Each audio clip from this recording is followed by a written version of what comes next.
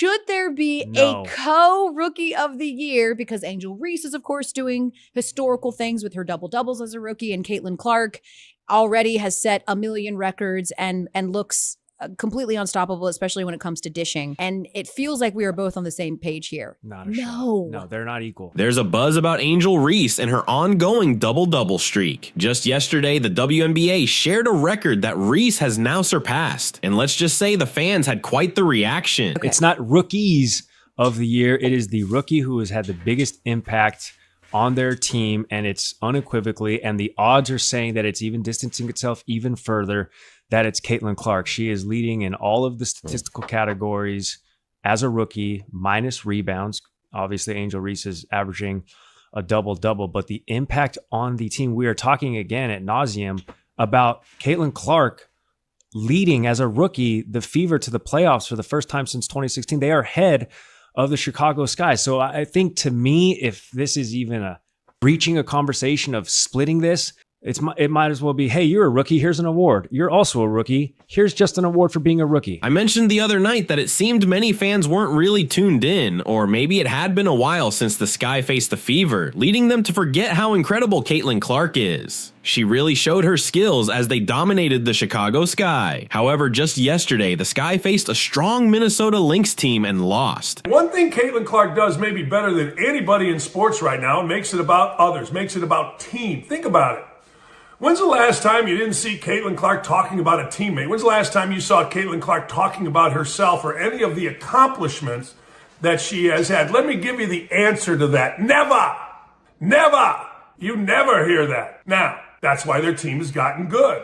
She could have been an egomaniac. Everybody in the league knows that she is the league right now. At first, people noticed Reese's stats, 17 points and 19 rebounds, which seemed impressive, but she shot only 6 of 16 from the field, indicating a lackluster offensive showing. Chicago Sky are falling off the map in the second half of the season. Why? Well, they got a star, right? Everybody tells me Angel Reese is an absolute star. Look at all the double-doubles. Oh, my God. Well, Angel Reese and the Chicago Sky have made it about Angel Reese, not about the Chicago Sky. Even last night, if you look at it, what they have, Barbie night. We're giving out towels, blah, blah, blah, blah, blah. And when you see Angel Reese, what does she do? She's walking in with look at me outfits.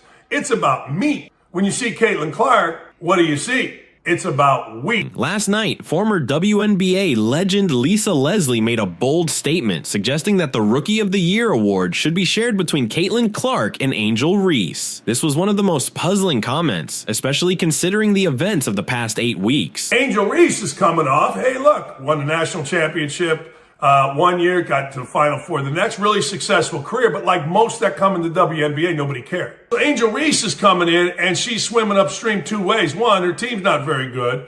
2, she's second fiddle to a little white girl over here, Caitlin Clark.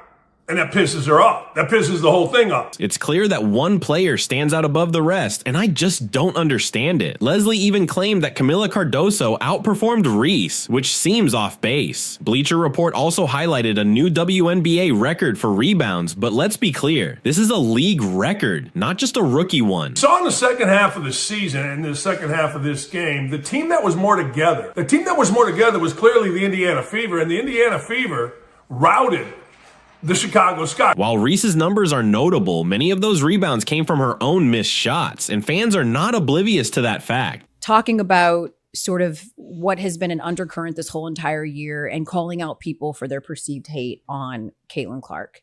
And as someone that has already stepped into this space and was called numerous names on both sides of this argument, for people in the media, Caitlin Clark has become such a lightning rod that in many ways, I'm going to liken it to sort of Voldemort and Harry Potter. Oh, you're not supposed to say his name. In the recent game against the Fever, Reese was hardly visible, and it felt like she was padding her stats by staying in the game longer than necessary. I've seen Chicago Sky fans starting to turn against Reese, realizing that her presence hasn't significantly improved the team. Well, this is expected of Caitlin Clark. She's supposed to be great. She's not the Rookie of the Year. Angel Reese is, because that's a surprise, which to me is wrong, because Angel Reese was the best player on the team that won a national championship in college. It's not like she came out of nowhere. And she's been a really consistent player. Caitlin Clark has a bullseye on her back every single game. You must stop her. I don't think you look at Chicago and go, boy, if we stop Angel Reese, we're going to win. And that's why this is a silly argument. Meanwhile, Camila Cardoso, who was drafted ahead of Reese, has been sidelined while Reese chases records. Leslie's comments that both Angel Reese and Caitlin Clark deserve the Rookie of the Year award just don't hold water. The pressure of this season has transformed the WNBA, and both rookies have stepped up beyond expectations. The whole point of the voters is that you have to make tough decisions. And I do still think the decision is tougher than you seem to think. I still stand on the fact that I think that is Caitlin Clark because of all of the things that I've mentioned before, but because people don't really do their research, I'll remind them again, because it is harder to translate as a guard right away in the league. And also because of not just the historical stuff that she's doing, but because she is so integral to what the Fever do and the idea that she is at the moment leading her team to the postseason. How you contribute to your team and what your contributions mean in terms of team success is important. And so I think that it should be Caitlin Clark as Rookie of the Year, while I still enjoy the debate for people that feel like it should be Angel Reese. I'll admit, I expected this level of performance from Caitlin Clark, but many are calling out Leslie's statement as racially biased. Jason Whitlock pointed out that it seems like Leslie is trying to share the award with Reese simply because of her race, which is disheartening. If you understand basketball, it's clear that only Caitlin Clark should take home the award. Angel Reese is facing significant backlash for her performance, and while we respect Lisa Leslie, it's time to be realistic. Whitlock's comments about this kind of tribalism are spot on. We're talking about an elite rebounder versus a truly elite basketball player. This conversation needs to be reevaluated. Look, Reese is a solid player, but she really boosts her rebounding numbers every game. On the other hand, Clark is a game-changing player and is having one of the best rookie seasons ever. No question about it. Caitlin deserves the recognition. We've been talking about her in the MVP discussions for the past 2 weeks. It's incredible. I mean, seriously, that's wild. Some opinions are good, but this one, not so much. Really not great. You have one player on the All-WNBA first team, while the other is just a role player who isn't contributing to winning basketball. Let's be real. Their team is struggling. What's going on? It's just disrespectful to what Clark is achieving. I think Caitlin Clark's WNBA peers are going to break her. I'm not alone in that thought. Charles Barkley, LeBron James, and countless others can see what I can see. The level of pressure on Clark to rescue the floundering league, combined with the amount of jealousy, racism, and anti-heterosexual bigotry directed at Clark, combined with the incompetence of the Indiana Fever organization, are going to permanently destroy Caitlin Clark. That is my prediction. I do not see a path to success for Clark, not a sustainable path.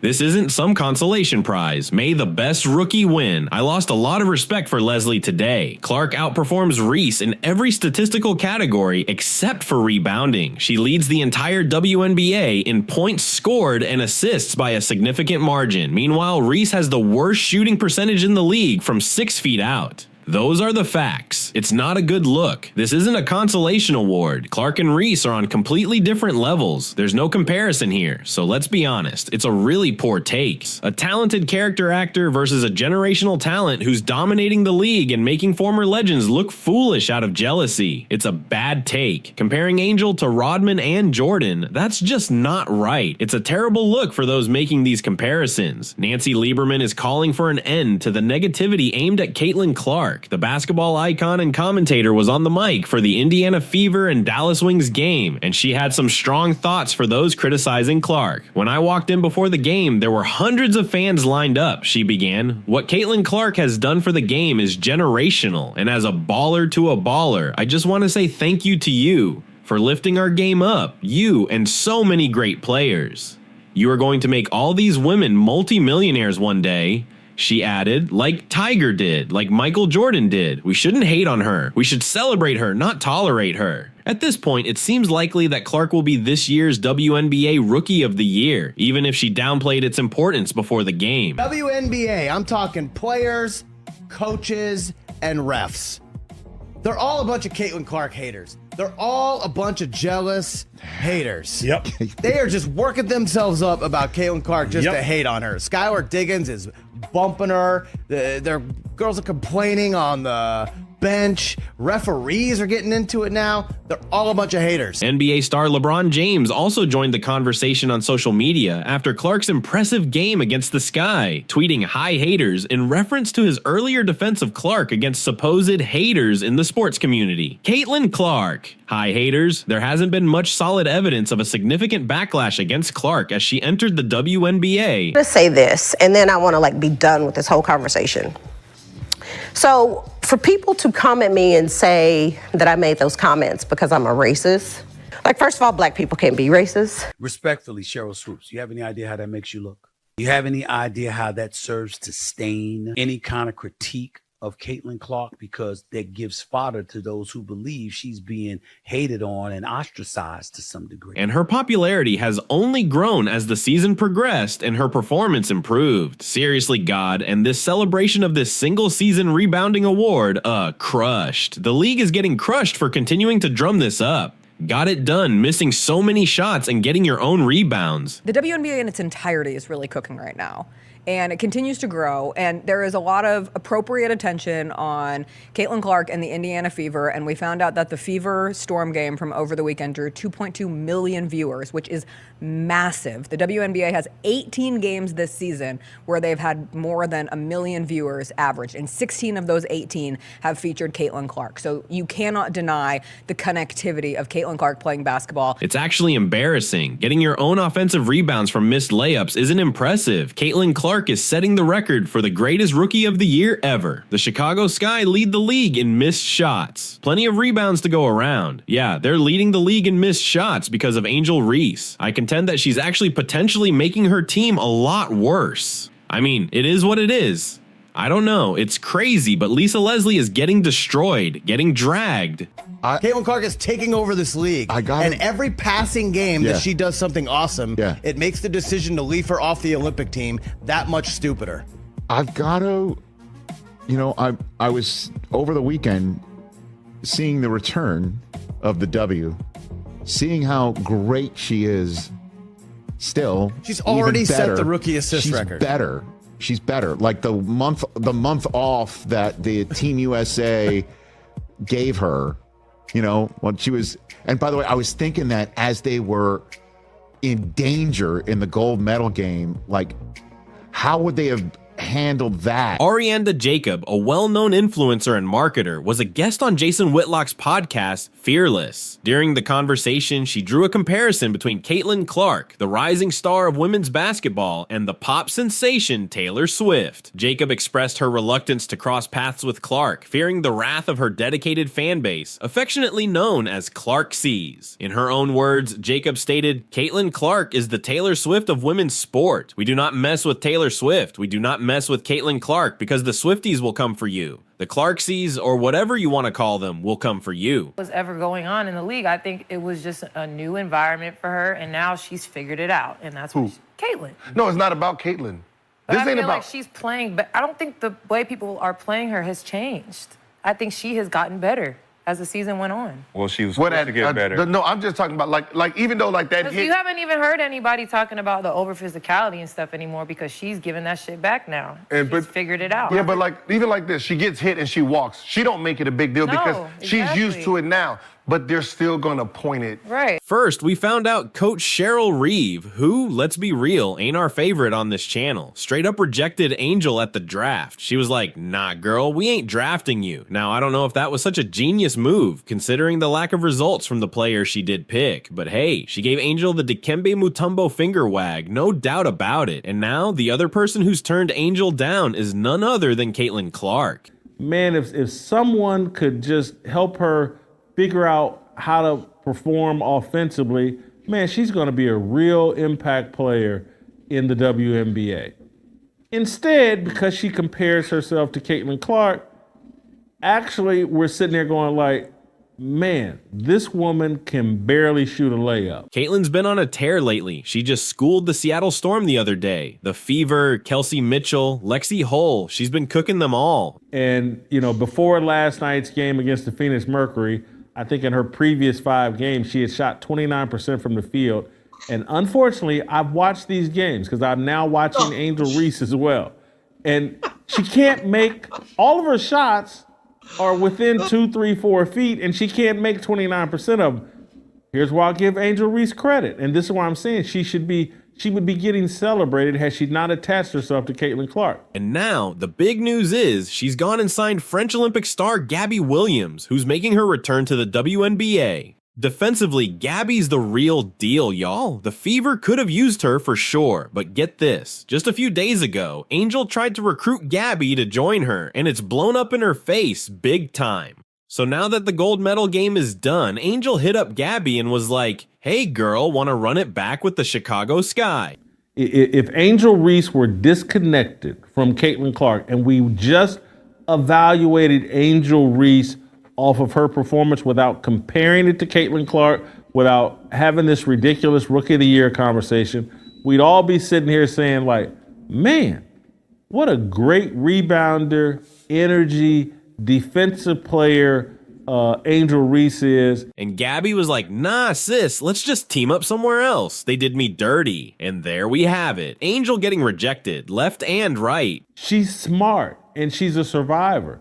Last night against the Mercury, instead of shooting layups, she started shooting mid-range shots to get her offense going, and it worked. She ended up with, I think, 19 points last night, something around there, or maybe it was 20, I can't remember. Maybe it was 20 points. But she started hitting the mid-range game and face-up shots because she has no chance of getting those layups off against Brittany Griner.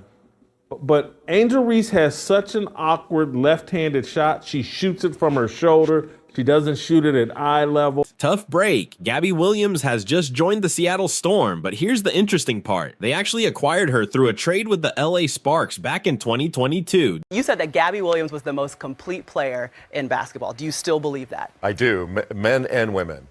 Gabby Williams is a stud. During that season, she was a starter in every game, averaging 7.5 points and 5 rebounds. Pretty impressive, right? She also earned a spot on the all-defensive second team, which helped the Storm make it to the WNBA semifinals, although they fell short against the Aces. Fast forward to last year, she re-signed with the Storm mid-season after dealing with a concussion while playing in France.